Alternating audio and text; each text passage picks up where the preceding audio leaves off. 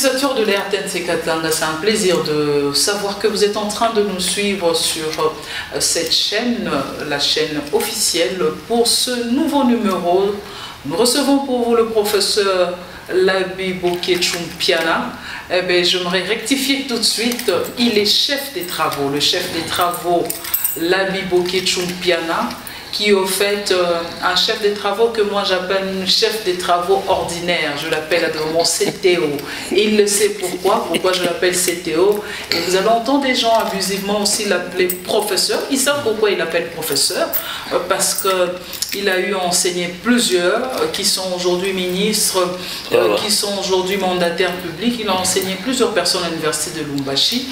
C'est un économiste. Avec lui, nous allons parler de la grande question aujourd'hui IGF, Inspection Générale des Finances. Nous allons en parler, nous en avons déjà parlé avec deux autres invités, nous avons une fois frôlé cette question avec l'invité de ce soir, mais pourquoi il faut en parler? Parce que l'IGF pose encore problème. Monsieur Boketchou Labi Piana, chef des travaux, bonsoir. Wabarouti Bameya, il faut ajouter. Ah, Wabarouti Bameya. Labi Piana Boketchou Wabarouti Bameya. Vous allez bien? Oh, merci, oui, j'ai un porte bien, maman. Ça se passe bien l'année 2021? Ça commence plutôt bien avec espoir, sur le changement des régimes, qui sont déjà les facteurs influençant l'amélioration et l'espoir déjà qui commence à se renaître. Donc vous êtes optimiste quant à 2021 parce que 2020 vous avez quand même présenté un tableau sombre. Sombre où j'avais des réserves même, oui. J'avais des réserves, des pressentiments, soi-disant réellement que rien ne marchera, mais pendant ce temps maintenant ici, il y a une lueur d'espoir qui s'éclaire déjà au départ. C'est la nomination d'un collègue, Sama Lukonde. D'un collègue. Nous allons y revenir. 2021, pour vous, il y a déjà lueur d'espoir. Vous pensez que sur le plan économique, 2021 sera plus intéressante que 2020? Oui, ça sera meilleur. Ça sera meilleur par rapport au 2020, parce que déjà ici, il y a des dispositions, des lois, la réglementation, les décisions, la façon dont l'économie et les gouvernements et les pays sont en train d'avancer, ça donne déjà une note d'espoir que réellement les choses marcheront correctement. Une note d'espoir, vous pensez que les calculs sont déjà justes? Nous avons eu le mois de janvier, nous avons le mois de février qui est en train de finir, c'est déjà le mois de mars. Est-ce que vous pensez qu'au bout de 2 mois, vous pouvez dire avec précision que 2021, sur le plan économique, ça va aller? Oui, parce que ce sont des projections que nous allons faire. Ce sont des prévisions, on fait des projections. On voit déjà ce qui est, comment on est arrivé à ce niveau-là, et bien ce qui doit être déjà. Donc à partir de ce qui est, nous savons déjà ce qui doit être. Quel indice vous permet de penser qu'il y a lueur d'espoir en 2021 sur le plan économique? Justement, sur le plan économique, sur le plan financier, vous savez l'économie. Quel indice? Parce que l'indice d'abord c'est les finances. C'est pas là l'IGF déjà au départ. La réhabilitation et la mise sur pied de l'IGF constitue déjà un élément, un indicateur déjà qui offre à nous la possibilité d'apprécier déjà l'avenir de ces pays dans quelques mois, dans quelques années. Vous voyez déjà que cette institution qu'on a créée, c'est pour permettre d'abord c'est un méga service de la présidence de la République. Hein, parce que... l'IGF. Oui, un méga service de la présidence de la République. Un méga service de la présidence de la République, c'est pas moi qui le dis, c'est le chef des travaux, Labi Boketchoum-Piana, qui le dit. Mais, monsieur le chef des travaux, l'IGF, que vous êtes en train de défendre avec ces définitions en disant que c'est un méga service de la présidence. Qui consiste à gérer les finances, à contrôler, à auditer sur les finances de l'État. Les finances de l'État, c'est les finances publiques. Il faut auditer, contrôler et savoir les sources d'approvisionnement des fonds pour l'État. Ça, c'est très important. Et pourquoi ne pas aller auditer les organes mobilisateurs des recettes de l'État? Ça, c'est très important parce que quand on dit les finances de l'État, vous avez les recettes de l'État et vous avez les dépenses de l'État. Il faut gérer tout ça.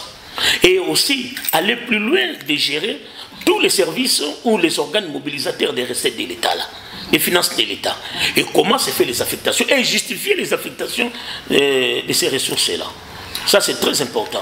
Et c'est l'une des raisons pour laquelle l'IGF aujourd'hui commence à auditer les entreprises, les investissements de l'État, les opérations, n'est-ce pas, courantes de l'État pour lesquelles l'argent a été sorti, a été décaissé, et on arrive à la fin, l'argent n'a pas été arrivé à son point de culminant.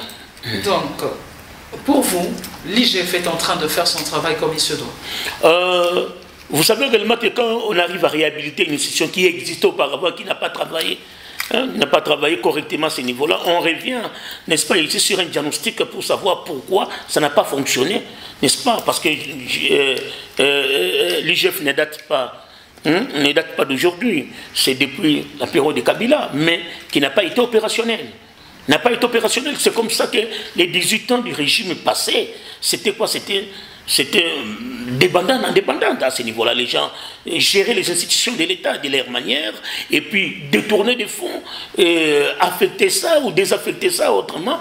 Eh bien, la conséquence en est que les résultats, vous avez des indicateurs qui n'ont pas donné satisfaction. Eh bien, la pauvreté demeure et continue, la souffrance de la population se manifeste davantage. C'est à cause de quoi? De non-contrôle, de non-audits. Et pour essayer de contrôler les affectations. Il y en a qui pensent aujourd'hui l'IGF ne fait plus son travail. L'IGF ne joue plus son rôle de contrôler les recettes, les dépenses. Mais l'IGF s'est transformé aujourd'hui en parquet ou en tribunal. Oui. Sinon, mieux encore, l'IGF s'est transformé en un organe de règlement de comptes contre ceux-là qui ont dirigé sous Joseph Kabila Kabange. Votre point de vue? Maman, l'IGF a plusieurs rôles, a plusieurs fonctions. Et ne confondez pas les rôles de l'IGF avec ses fonctions et les objectifs de la création pour atteindre un résultat satisfaisant. J'ai dit réellement que c'est un organe, ça c'est très important, un service qui s'occupe de l'audit, auditer les ressources de l'État. Auditer également les dépenses de l'État. Auditer également tous les organes mobilisateurs des recettes et des dépenses de l'État. Donc, en quelque sorte, l'IGF s'occupera de l'audit et du contrôle, là où il y a des soupçons. Si vous trouvez réellement que l'IGF déjà est devenu comme étant un contrôleur, ou non, est devenu comme étant un tribunal de consort. Alors, un organe de règlement de compte. Alors, évitez de briguer des postes publics et des postes de responsabilité publique. Non, laissez. Parce qu'on va s'occuper de vous. Et le rôle de l'IGF, pas seulement d'auditer et consort. Lorsqu'on arrive à des résultats satisfaisants et consort, on doit publier ça, communiquer ça. Si vous avez détourné l'argent de l'État, soyez-en sûrs réellement que vos enfants vont connaître. Ils seront informés réellement que non, tout ce que nous avons et tout ce que papa dispose, c'est l'argent volé. Il faut dénoncer, on va dénoncer. Et quand il y a des soupçons réellement que non, voilà, Maman Yav, je m'excuse de prendre votre exemple, vous travaillez quelque part là-bas et il y a détournement de l'argent de la RTNC. Heureusement que Maman Yav n'est pas en train de gérer la RTNC. Ah oui, alors dans ces cas-là, ne gérez pas. Alors dans ces cas-là, il faut décliner la responsabilité de ne pas gérer, n'est-ce pas, les institutions publiques. Mais si vous êtes devenu un personnage public pour lequel vous avez un mandat public, soyez-en sûrs que vous serez audité et vous serez étalé devant le public. Il faut que les gens puissent connaître que la maison que vous avez construite, cet argent-là, ce n'est pas à vous. Quand on compare votre salaire par rapport à ce que vous êtes en train de construire comme Villa et les autres là-bas, on se demande finalement qui assiste et qui. Et c'est comme ça réellement que nous avons perdu la confiance et la crédibilité même auprès des institutions financières internationales. À cause de quoi? À cause des démonstrations que nous faisons pendant la journée, au moment où la population est tellement pauvre. Quand on vérifie nos salaires, j'ai ça 68 000 francs congolais. En tant que chef des travaux à l'université. Ça 68 000 francs congolais, maman, je m'arrête d'abord à ce niveau-là pour ne pas dire réellement que j'ai des travaux. Sinon, alors les amis, je risque de mettre les amis en porte-à-faux. Non, mais quand vous dites 168 000 francs, c'est ça, les salaires. C'est ça, le salaire que vous avez. C'est ça, les salaires. Si nous pouvons convertir ces 168 000 francs congolais, oui, oui. Chef des travaux à l'université de Lubumbashi, lorsque nous allons convertir à ce jour le taux de dollar, donc ça signifie que les 168 000 francs congolais, c'est environ 73 ou 76 $. Ouais, ouais. C'est ça votre salaire en tant que chef des travaux. Ouais, ouais. Ok, d'accord. C'est important. Et puis divisé par 30 jours pour savoir réellement que, quelle est la quote-part destinée à la consommation journalière. Et vous allez vous rendre compte réellement que non, ce sont des estimations où nous ne pouvons pas d'accord aller discuter sur ça, de faire un table rase sur ça. Et cela dénote que les pays a des problèmes de la gestion, de la bonne gouvernance des ressources. Et puis, cela dénote également qu'il y a discrimination en matière de répartition du revenu national. Et c'est l'une des raisons pour laquelle aujourd'hui la solution, quand on dit réellement que comment expliquer que la population pauvre et les autres, là. Maintenant il faut rééquilibrer les salaires. Il faut éviter de créer des zones salariales, n'est-ce pas, ici, qui créent automatiquement la crise, qui sont à la base de la création de la crise. Que j'ai affaire à un économiste, la question, qui doit rééquilibrer les revenus des Congolais? Qui doit rééquilibrer les... Mais c'est le gouvernement, maman. C'est le gouvernement qui doit essayer. Il faut faire une politique salariale, une politique de rémunération qui doit être équilibrée. Ça, c'est très... Vous savez vraiment que la mauvaise répartition, n'est-ce pas, ici, du fruit de la croissance économique, qu'on appelle les revenus nationaux, en termes de revenus accumulés par un gouvernement au cours d'une période. La répartition doit être équitable. Quand il y a une mauvaise rééquilibrage, une mauvaise répartition, c'est une question de jalousie. En quelque sorte, les autorités là, tous ces mondes-là, que ce soit même les parlementaires et les autres, qui réclament, n'est-ce pas, des salaires de 12 000 $ au moment où nous sommes dans les 70 ou dans les 80 $ américains.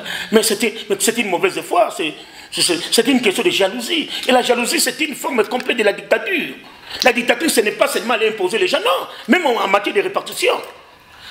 Lorsque les fruits de la croissance, n'est-ce pas, n'est pas réparti convenablement entre les citoyens, il y a discrimination, il y a des déséquilibres que vous avez créés par-ci par-là. Vous avez créé des zones salariales tellement différentes par rapport aux autres. C'est la dictature. La dictature ne se manifeste pas seulement par des autres ou d'imposer les gens, non.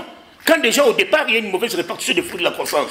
Le principe est clair sur base de ça. Alors, nous sommes dans ce dossier IGF. Vous dénoncez qu'il y a déjà un problème au niveau de la répartition des revenus en RDC.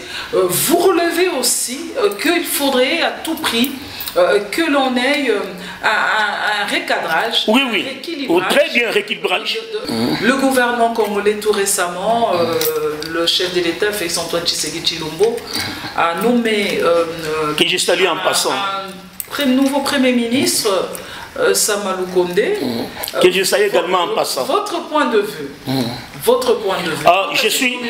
Pour qu'on revienne dans le dossier que nous avons. Oui, je suis tellement soulagé. Le chef de l'État fait appel pas à un jeune. Vous savez réellement que le critère pour être jeune, c'est de 25 à 35 ans. Il faut le considérer comme étant un homme que le chef de l'État a désigné. Pour être jeune, c'est de 25 à 35 ans. Moi, oui, les critères, là, on ne peut pas aller plus loin. Nous ne pouvons pas discuter sur ça, c'est de 25 à 35 ans. On est encore jeune, mais déjà à 43 ans... Vous ne prenez pas de 18 ans à 35 ans, vous êtes dur quand même. Non, mais vous savez réellement que non, la jeunesse, il faut voir l'esprit des gens, Quand vous avez un esprit petit, un esprit étriqué, qu'on sont là-bas, on ne peut pas vous considérer comme étant... Pour le chef des travaux Labi, être jeune, c'est de 25 ans à 35 ans. Après analyse, l'observation que nous avons fait, et puis les lois que nous avons vues. Ça, c'est vous, pas selon les lois. Selon les lois, c'est autre chose. Oui, pour revenir à la question du Premier ministre, je suis tellement très content que le chef de l'État a fait appel à un homme qui a fait ses preuves. D'abord, au départ, l'attitude pour montrer cela qu'il est tellement sérieux, il va faire le travail qu'il faut et il va renouer, n'est-ce pas, ici, avec sa population, et il va mettre à la disposition de nous les conditions de développement, d'amélioration des conditions de vie. Et je connais, parce que je connais son papa, je m'excuse que son âme repose en paix, qui était monsieur plein de rigueur. Et vous savez, pour être Premier ministre, aussi un problème de famille. C'est le problème de l'éducation. On ne peut pas venir n'importe quelle famille là-bas mal éduquée, on devait Premier ministre. Non. Alors, vous êtes de ceux-là qui pensent qu'aujourd'hui en RDC, on doit avoir toujours le système de père en fils, de fils à petit. Non, je dis réellement que les éléments fondamentaux. Il y en a qui se plaignent, ça signifie il y a des noms qui sont connus en RDC. Ceux-là ont le droit de gérer, de gouverner à tout moment. Donc, après Samalou Kondé qui est fils, il y aura un autre Kondé qui viendra, qui est le fils de Samalou Kondé. Non, il ne faut pas. Vous êtes de ceux-là qui pensent comme ça. Non. Parce que ça fait débat également. Non. D'abord, la famille Sama est de la famille ni riche ni pauvre. Voyez, non, parce que vous on ne peut pas classer ces gens-là parce qu'on connaissait les gens, et bien, c'est de la même famille. Aujourd'hui, il y a ce sont les enfants d'eux, les enfants. Mais non, ces histoires-là, non. Ces histoires-là, analysons sur la famille, c'est la famille Lukondé, que je connais très bien parce que j'étais avec le vieux, n'est-ce pas, qui est déjà décédé, qui est parti, que son âme repose en paix. Nous connaissons les caractéristiques et l'éducation de ces enfants-là. De cette famille-là. De cette famille-là, l'éducation d'abord. voyez, les problèmes d'éducation, parce que quand on est bien éduqué, la rigueur et les autres, vous allez vous rendre compte que même dans les postes de responsabilité, on va sentir cet élément-là. Hein? C'est ça, c'est très important ça. Et voilà les 5 mois qu'il a fait même à la GECAMI là-bas. Il y a l'amélioration des indicateurs, il y a l'amélioration, il y a une performance. Comme quoi à la GECAMI? Il y a, n'est-ce pas, les réclamations qu'on sort, les revendications. Eh bien ici, sont les revendications qui ont trouvé des solutions appropriées. Voyez, d'abord, le problème de rémunération, les retards dans le paiement des salaires, et puis ici les problèmes d'accord de recadrage sur les renvois des gens patients et les autres là, eh bien, je pense que la GECAMI a commencé à produire. L'ordre s'installe maintenant à la GECAMI. Et avec toutes les dispositions possibles, il a laissé les indicateurs, les gens en parlent pendant ces 5 mois qu'il a fait là-bas. Et nous espérons, et puis il était le seul parmi les ministres des Matata, avoir démissionné. Vous savez réellement que le Congolais, ce n'est pas dans l'air culture de démissionner. Il a pu démissionner. Quand il a vu que ça ne va pas et vous ne voulez pas suivre les orientations, il démissionne. C'est ça l'homme. Voyez? Et ce n'est pas question qu'on vous pousse à démissionner. Ou vous devez aller demander à l'autorité morale s'il faut démissionner. Ah mais non, c'est comme par exemple quand vous voulez prendre une femme en mariage, il faut demander l'autorité morale. Ah non, nous ne sommes plus dans cet état-là. Donc lui, je connais... Oui. Pour vous, c'est un bon choix. C'est un très bon choix et magnifique en soi. Et nous soutenons. Et bon, en fait de compte, il a aussi nos soutiens. Et je pense qu'il va faire le travail des titans. Mais non, il y a une question. Vous êtes en train de vanter le nouveau Premier ministre. C'est votre point de vue. Parce que je le connais. Je connais la famille. C'est votre point de vue. Vous le défendez, vous dites que c'est un bon choix. Vous ajoutez même un choix magnifique. Mais la question, est-ce qu'il n'y a pas une différence entre gérer un seul ministère, le ministère des Sports, gérer une seule entreprise qui est la GECAMI, et gérer tout un gouvernement où non seulement que vous serez chef du gouvernement, vous rencontrez les éducations différentes, vous venez de prélever. Oui, justement, c'est ça, c'est l'une des raisons. Ça serait un problème dans les choix d'éducation. Oui, il y a un problème aujourd'hui avec l'union sacrée, avec tous les politiques congolais que nous reconnaissons ou que nous connaissons comme ceux-là qui sont à la recherche d'un poste. Il y en a même qui commencent à crier « nous avons eu le temps de faire partir tel pour qu'on se retrouve ». Est-ce que vous pensez, moi je dis qu'il est jeune, vous dites qu'il n'est pas jeune, mais est-ce que vous pensez que ce jeune Premier ministre, jeune par rapport à ses prédécesseurs, jeune Premier ministre va s'en sortir pour gérer tout un gouvernement? Parce qu'autrefois, ce n'était qu'un ministère où il a démissionné. Et quand il a vu ça ne va pas. Oui, quand il a vu ça ne va pas, il a vu que vous ne l'avez pas laissé la main libre. Donc vous lui donnez aussi une chance de démissionner en tant que Premier ministre quand il va trouver que ça marche. Il va le faire parce que l'éducation de la famille.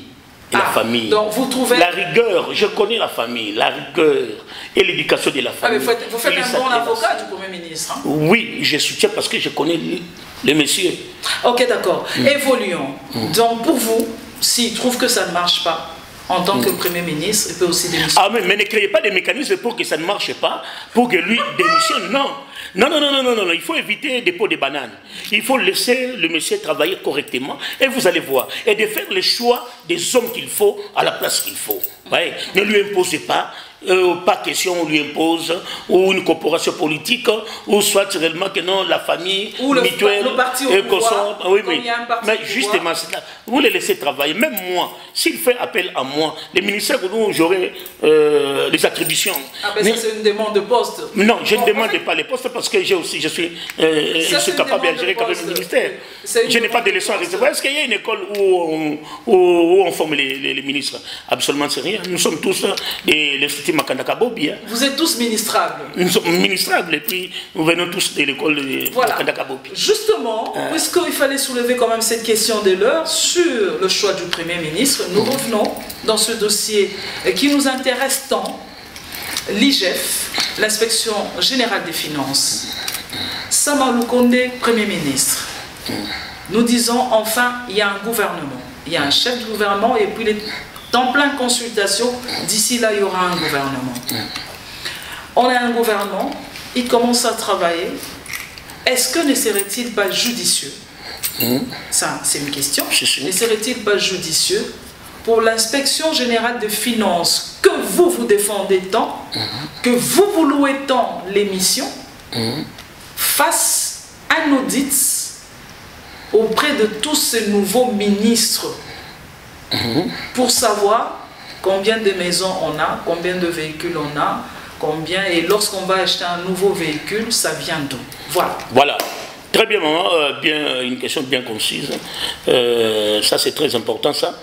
La mission de l'IGF est liée, n'est-ce pas, à la demande, concrétisée à la demande du chef de l'État, président de la République, ou soit du Premier ministre, qui est le responsable ou chef du gouvernement. Justement, nous avons un Premier ministre, Samuel Condé, qui doit... Et nous demandons aussi ça, que dans un premier temps, avant que ces ministres-là entrent en fonction, doit faire l'objet, n'est-ce pas, d'une mission d'audit des biens qu'ils possèdent avant d'entrer en fonction. Ça, c'est très important, cela. Et le Premier ministre s'amasser dans cette ouverture de la bonne gouvernance, n'est-ce pas, que tout doit être transparent. Il peut demander à l'IGF de procéder à l'investigation, n'est-ce pas, des avoirs, n'est-ce pas, des ministres qui entrent en fonction. Ça entre aussi dans les attributions de l'IGF? Mais oui. Mais s'il demande, c'est un organe. On demande à l'IGF de venir le faire. On demande. Ça, c'est un organe, un méga service public de l'État, pour lequel l'État doit être très transparent et normaliser les rapports en matière de bonne gouvernance, de gérer correctement les fonds publics. Voilà. Alors, on peut arriver à auditer ces ministres-là avant d'entrer en fonction. Et pendant qu'ils sont en fonction, l'audit peut être demandé. Quand ça ne va pas, le Premier ministre peut demander à l'IGF de rentrer encore pour auditer les ministères en question. Aujourd'hui, la pandémie Covid-19 n'a pas encore dit son dernier mot. Dans le monde entier en général, en RDC en particulier. Question, est-ce qu'il ne serait pas intéressant que l'on demande également à l'IGF de faire un audit, surtout par rapport à la situation de l'enveloppe que l'on a remis au ministre sortant de la Santé. Madame, est-ce que ça ne peut pas faire également l'objet, votre point de vue? Madame, vous savez, cette enveloppe de la quand les bureaux des institutions appelés à gérer les pays tels que Sénat et Assemblée, et même CENI, vous avez suivi réellement, on a demandé les audits d'abord. Le Premier ministre ne peut pas chercher à tomber, n'est-ce pas, dans des pièges. Il serait souhaitable, indispensable, avant qu'il puisse continuer, qu'on puisse auditer d'abord l'ancien gouvernement. On audite le Premier ministre Aïdou Kamba et ses ministères, et ses ministres. On audite alors, dans ce cas-là, on a la situation initiale. On sait, voilà, nous redémarrons à ce point ici. Et voilà les différents faisceaux de causes, n'est-ce pas, pour lesquels nous avons terrassé les ministères qui étaient audités. On a déjà tous les éléments possibles. Et s'ils doivent être audités, est-ce que ça ne va pas bloquer le travail du nouveau Premier ministre? Est-ce que ça ne va pas retarder, au fait, les actions de ce nouveau Premier ministre avec tous les membres de son gouvernement? Non, non, ça ne peut pas retarder parce qu'entre-temps, nous travaillons, nous savons déjà, leur situation s'arrête, le solde s'élève, 31 décembre, c'est ici, ça se termine à ce niveau-là, la limite, elle est là. On peut arriver à auditer, entre-temps, nous continuons à travailler. Et ne venez pas nous faire rabattre la situation médiocre, n'est-ce pas, que nous avons hérité, n'est-ce pas, ici, de notre gouvernement. À nous autres ici, on sait, quand vous allez d'abord chercher à critiquer et consorts, il faut faire la part des choses. Ça va commencer bientôt là. Et nous avons tous les indicateurs, nous avons une situation initiale qu'il a héritée. La situation n'est pas rose, elle est morose. Il faut que nous puissions améliorer les conditions. Et il faut qu'il change les indicateurs. Il faut des hommes nouveaux à la place qu'il faut. Il faut éviter les anciens ou les oranges qui sont déjà pourris pour lesquels vous voulez mélanger avec des oranges qui ne sont pas encore pourris. Non. Mais il y a la politique de l'union sacrée, même s'il y a des... Vous savez, maman, on va faire appel à des hommes qu'il faut. Ne pensez pas que l'union sacrée est devenue comme étant une institution où soit des enfants qui sont déjà égarés et les mettre ensemble pour gérer ensemble. Non. Nous allons faire, des conditions sont là. Ceux-là qui ont déjà géré les pays ne rentrent plus. Et ne rentre plus. Vous êtes sûr? Je veux vous recevoir dans ce même plateau. Je vous dis, maman, c'est une grande recommandation et tout le monde en parle. Que ces gens-là ne rentrent plus. Ils ne sont pas seuls. Ils ne sont pas seuls. Ces gens-là, ils ont démontré leurs limites. Ils sont déjà atteints par un virus. Et vous savez que les virus, la corruption, les détournements et consorts, ce sont des virus plus dangereux même que les virus de sida. La corruption, le détournement. Mais oui, mais ce sont d'abord des antivaleurs, des pratiques nébuleuses qui ont rogé les pays. Et nous voulons plus que ces gens-là qui se sont trempés dans ces histoires-là rentrent encore dans les affaires. Sinon, alors, nous risquons de rien faire. Nous risquons de rien faire, il n'y aura pas l'amélioration. Et si Lukonde doit faire appel à ces gens qui ont déjà travaillé pour lesquels, vous allez voir réellement que quel que soit des garde-fous qu'on veut mettre par-ci par-là ici, ces gens-là, ils savent comment développer d'autres stratégies, comment contourner même des mesures que vous allez prendre.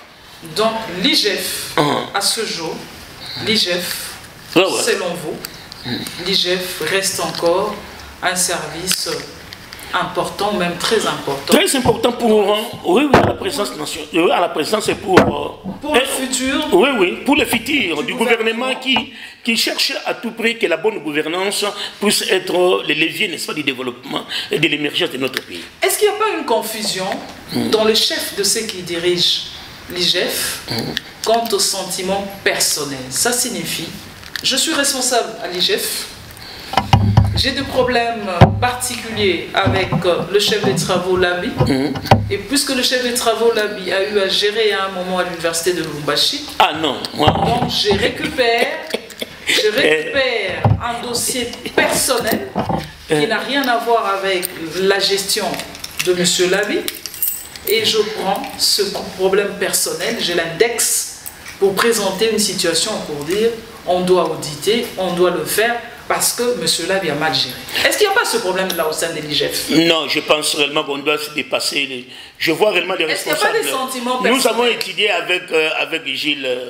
Il n'est pas de ses comportements. Même quand j'ai suivi la conférence du Premier ministre, l'ancien Matata, qui a voulu fustiger Gilles, il n'est pas dans ce sens-là. C'était un monsieur plein de qualités qui ne tient pas compte de ces histoires-là, des petites guerres-là. Ça, c'est l'esprit le plus bas. Hein, il est un homme d'élite et consort, il n'a pas de problème avec qui que ce soit. Je pense qu'il fait son travail. Et puis, ce que vous devez retenir, maman, il y a une loi qui est là pour protéger celle qui dénonce. Il faut dénoncer. Quand vous croyez que non, le professeur Labi est en train, ou le chef de travaux Labi est en train de se méconduire, il faut dénoncer. Il ne faut pas d'abord chercher à m'épargner parce que je suis votre frère.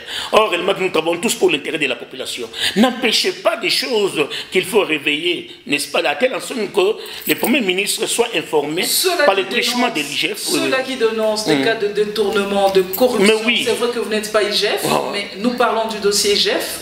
Ceux-là qui dénoncent les cas de détournement. Non, nous avons lu les canevas de l'IGF, les missions et les autres. Oui, mais une question. On détourne.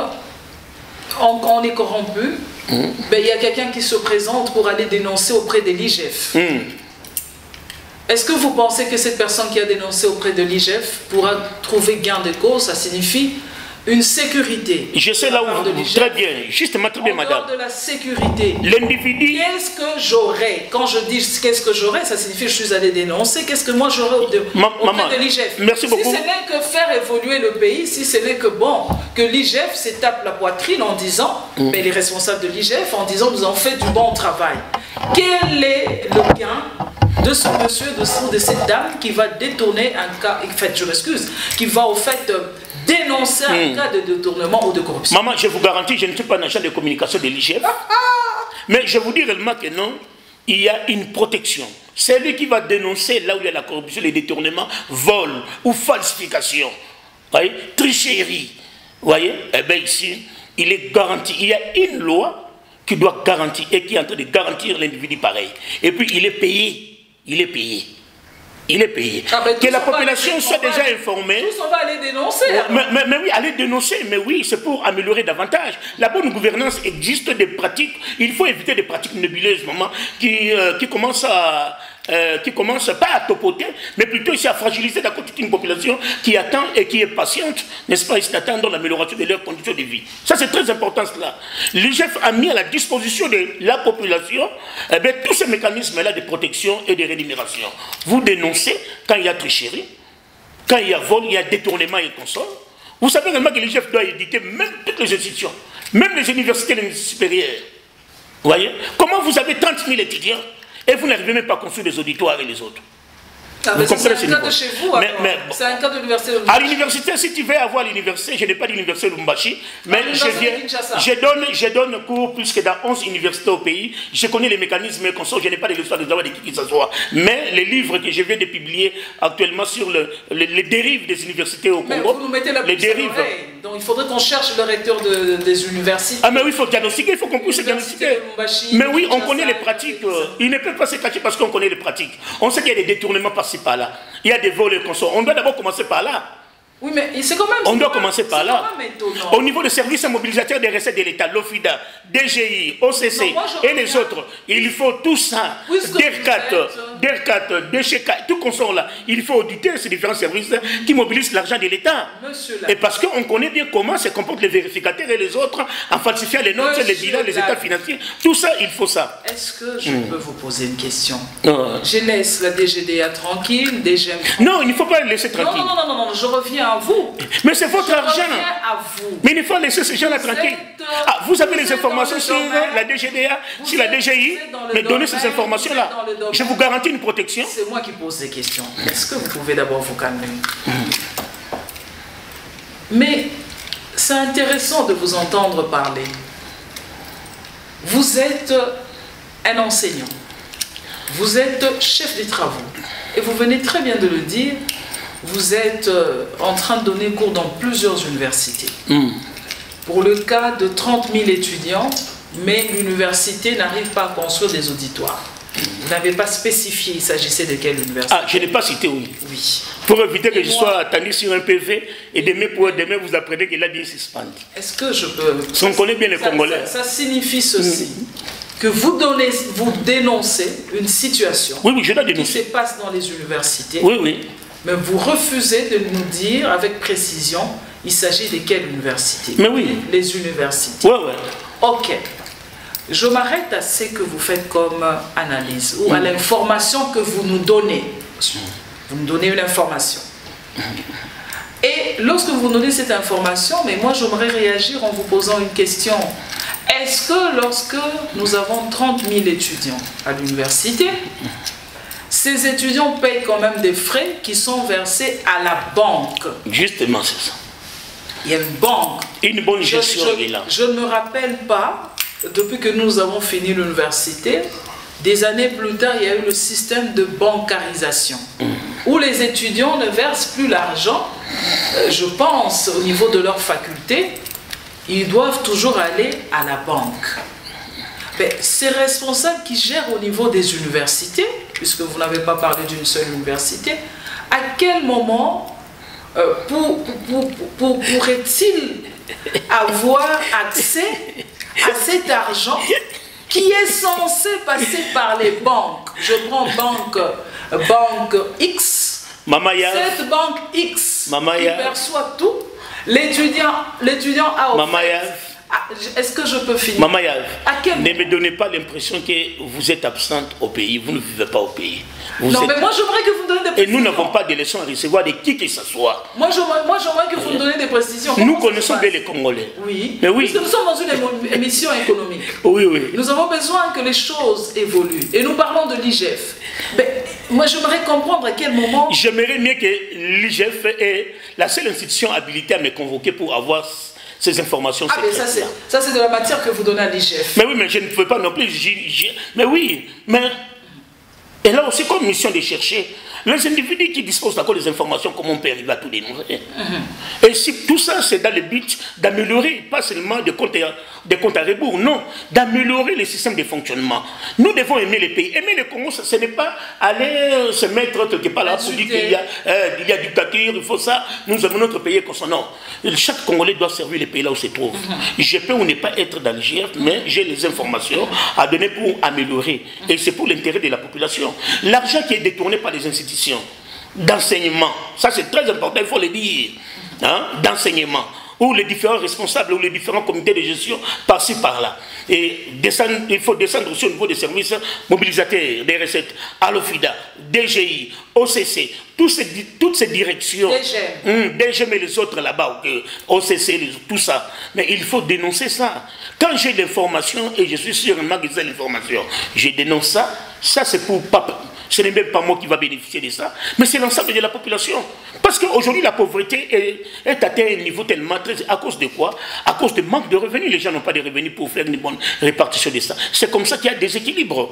Et ces déséquilibres, il faut rééquilibrer, comme vous l'avez dit, il faut recadrer, il faut rééquilibrer. Mais le rééquilibrage est fonction de quoi? d'identification de tous ces mots qui rogent, que nous puissions aboutir à la création des zones salariales tellement trop encombrantes, inutilement là, pour lesquelles ça ne bénéficie pas à la population, améliorer les conditions de vie. Donc laissez-nous faire ce travail-là. Si on m'appelle JF, peut me convoquer, l'IGF peut me convoquer, et je dénonce tout. D'ailleurs, mon livre, c'est les dérives de l'enseignement supérieur universitaire. Malheureusement, vous n'avez pas... Diagnostic d'université, oui, le livre est déjà en apparition déjà, donc envoie l'apparition. Donc, diagnostic d'une université malade, cas de l'université de Lubumbashi par exemple. J'ai dénoncé tout ça, et bien réellement, le ministère, la personne qui aura dans sa attribution l'enseignement supérieur universitaire, je pense réellement qu'en lisant ce livre-là, il va découvrir les différents mots qui rogent l'enseignement congolais et puis les dérives de notre enseignement, et bien, qui n'est pas à la hauteur de faire de nous des véritables piliers qui peuvent arriver à trouver solution à nos problèmes congolais et résoudre les problèmes de la société congolaise. Eh bien, nous sommes en train, petit à petit, de finir cette émission d'aujourd'hui concret. Fidèles téléspectateurs, je rappelle que nous recevons dans ce plateau le chef des travaux, Labi Mpiana Bokechu. Avec lui, nous sommes en train de parler de l'IGF, l'inspection générale des finances. Monsieur Labi, comment voyez-vous le futur dans le Grand Katanga en général, après les mines? Qu'est-ce qui restera du Grand Katanga?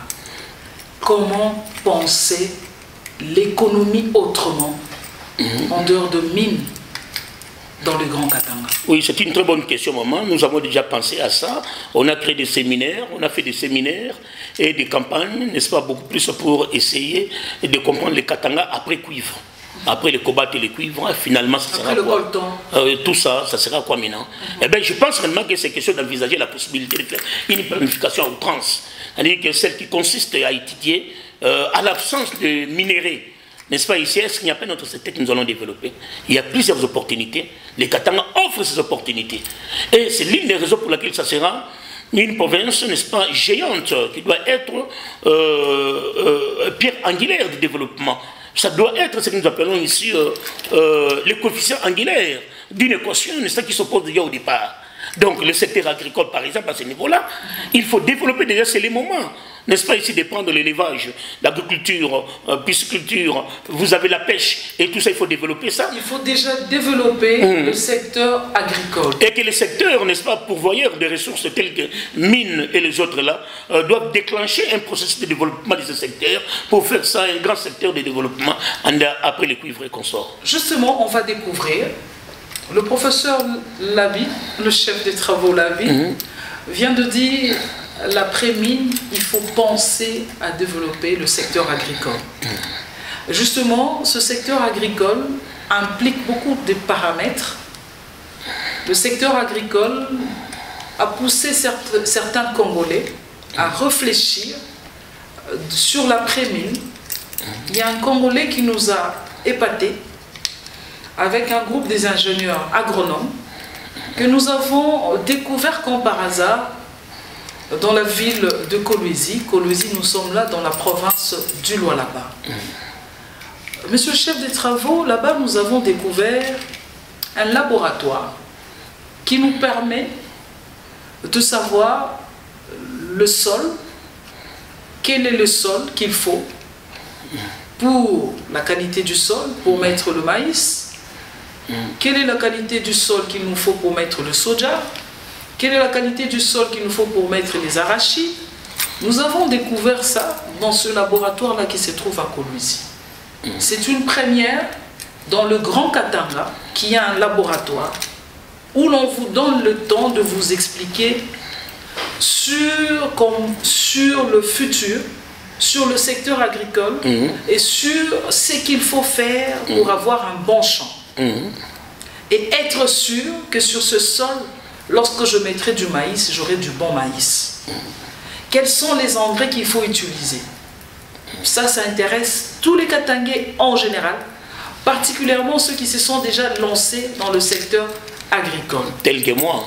Concret, dans les concrets. C'est parti.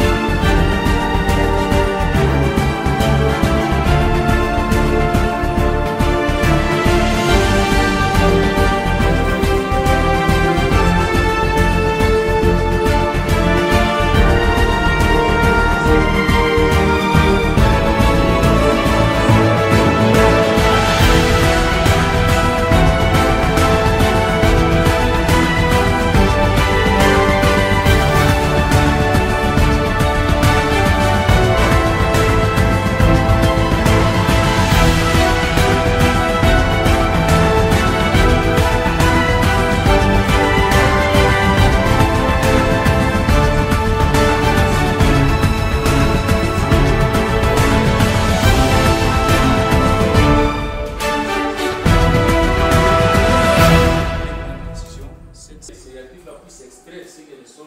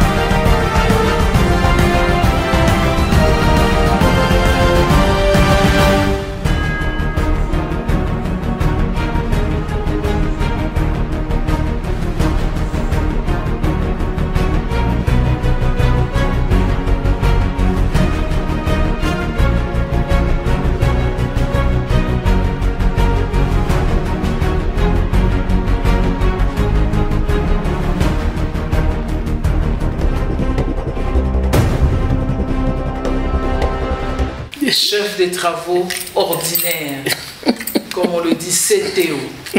Nous sommes pratiquement à la fin de ce magazine d'aujourd'hui concret qui vous a reçu.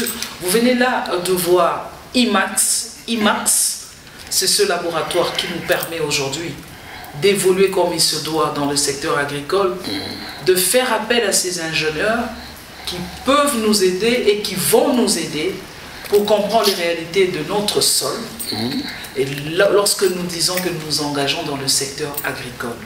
Mais nous revenons pour vous dire quel est votre mot de la fin quant à l'hygiène. Mais surtout de reprendre leur activité. Ah ben, c'est une première, en tout cas en RDC. Ce qui permettra un développement d'ensemble. Nous devons être plus forts. Ils sont en train de vous suivre. Si ce sont des ingénieurs congolais, ils doivent manifester leur volonté, leur bonne foi, n'est-ce pas, ici, leur pays, d'accord. Et d'ailleurs, ce sont des jeunes. Et je pense seulement qu'avec ça, nous allons mettre fin aux importations. Sur le plan économique, nous allons corriger notre déficit de la balance commerciale. Nous aurons une balance commerciale excédentaire parce que nous allons aussi exporter ça dans certains pays pour lesquels ils n'ont pas la capacité de produire en grande quantité. Hein, vous voyez, et cet augmentation de la production va baisser les prix sur les marchés, améliorer les pouvoirs d'achat et pousser la population à épargner l'argent qui sera destiné à la consommation. Vous avez épuisé vos minutes, nous avons pratiquement fini, mais moi je vous laisse avec quelque chose en disant, est-ce que c'est l'économie qui dirige la politique du pays ou c'est la politique qui dirige l'économie d'un pays? C'est l'économie qui détermine la politique et l'orientation des consommateurs. La plupart des revendications viennent seulement de coups d'État. Les revendications, les gens sont dans le rue, passés par la démission, on demande, on pousse les gens à démissionner. Ce sont les raisons économiques qui sont à la base de ça. La misère, la pauvreté, la crise qui est en train de secouer. Donc aujourd'hui, les problèmes économiques sont à la base et qui déterminent l'orientation politique. Ça, c'est très important. Donc, et là, j'ai dit, aucun politologue, que ce soit là-bas, qui fait un affrontement suicidaire, je suis prêt, n'est-ce pas, ici, à hypothéquer nos licences et nos diplômes approfondis, des doctorats aussi. Et ben, celui qui veut une confrontation suicidaire, je suis prêt d'accord à l'affronter. Hein. Voyez, l'économie détermine la politique et oriente. Nous avons fini, l'économie détermine la politique et oriente la politique. Ce n'est pas moi qui le dis, c'est le professeur Labi Bokechumpiana. Mais j'aimerais dire le CTO, le chef de travaux ordinaire. Il sait pourquoi je le dis. Et fidèles téléspectateurs, si vous avez aimé ce magazine d'aujourd'hui concret, dites merci à la réalisation d'Espérance Média, dites merci à la programmation de la RTNC Katanga. Mais vous le savez, nous sommes également sur la chaîne YouTube. Vous pouvez suivre cette émission à tout moment sur notre chaîne YouTube. Bye bye et à la prochaine.